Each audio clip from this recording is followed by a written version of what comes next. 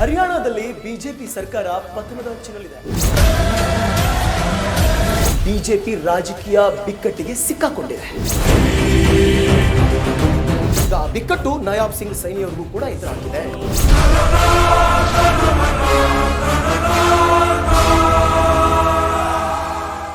Guarantee guarantee guarantee, ಇದು guarantee news. ಸುದ್ದಿ ಖಚಿತ, ನ್ಯಾಯ ನಿಶ್ಚಿತ. ಹರಿಯಾಣದಲ್ಲಿ ಬಿಜೆಪಿ ಸರ್ಕಾರ ಪತನದ ಅಂಚಿನಲ್ಲಿದೆ. ನಯಾಬ್ ಸಿಂಗ್ ಸೈನಿ ಸರ್ಕಾರ ಸಂಪೂರ್ಣವಾಗಿ ಉರುಳುವಂತ ಸಾಧ್ಯತೆ ಇದೆ. ಯಾಕಂದ್ರೆ 3 ಪಕ್ಷೇತರ ಶಾಸಕರು ಬಿಜೆಪಿಗೆ ಕೊಟ್ಟಂತ ಬೆಂಬಲವನ್ನ ಹಿಂಪಡೆದುಕೊಂಡು ಕಾಂಗ್ರೆಸ್ಗೆ ಬೆಂಬಲವನ್ನ ಘೋಷಿಸಿದ್ದಾರೆ. ಈಗಾಗಲೇ ಹರಿಯಾಣದಲ್ಲಿ ವಿಧಾನಸಭಾ ಕ್ಷೇತ್ರ ಇರೋದು 90. ಅದರಲ್ಲಿ ಬಹುಮತ ಬೇಕು ಅಂದ್ರೆ 45 ಸೀಟ್ ಗೆಲ್ಕೋಬೇಕು. BJP 40 seat ಗೆದ್ದಿತ್ತು.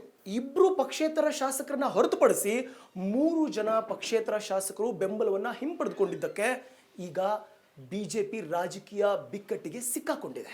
ರಾಜ್ಯದ ಕಾಂಗ್ರೆಸ್ ಮುಖ್ಯಸ್ಥ ಉದಯ್ ಭಾನ್ ಮತ್ತೆ ರಾಜ್ಯದ ಮಾಜಿ ಮುಖ್ಯಮಂತ್ರಿ ಆದಂತಹ ಭೂಪೇಂದ್ರ ಸಿಂಗ್ ಹೂಡಾ ಸಮ್ಮುಖದಲ್ಲಿ, ರಾಜ್ಯದ ಕಾಂಗ್ರೆಸ್ ಮುಖ್ಯಸ್ಥನಾದ ಉದಯ್ ಭಾನ್ ಸಮ್ಮುಖದಲ್ಲಿ ನಡೆದಂತ ಸುದ್ದಿಗೋಷ್ಠಿಯಲ್ಲಿ ಈ 3 ಪಕ್ಷೇತರ ಶಾಸಕರು ತಮ್ಮ ಬೆಂಬಲವನ್ನ ಘೋಷಿಸಿಕೊಂಡಿದ್ದಾರೆ. ಯಾಕೆ? ಕಾರಣ ಏನು? ರೈತರ ಸಮಸ್ಯೆ, ಪಕ್ಷದಲ್ಲಿನ ಭಿನ್ನಾಭಿಪ್ರಾಯ, ಸಚಿವ ಸಂಪುಟದಲ್ಲಿ ಸಚಿವರ ಸ್ಥಾನ ಸಿಕ್ಕಿಲ್ಲ ಅನ್ನುವ ಕಾರಣಕ್ಕೆ ಈ ತರ ಒಂದು ಬೆಂಬಲವನ್ನು ಹಿಂಪಡೆದುಕೊಂಡಿದ್ದಾರೆ.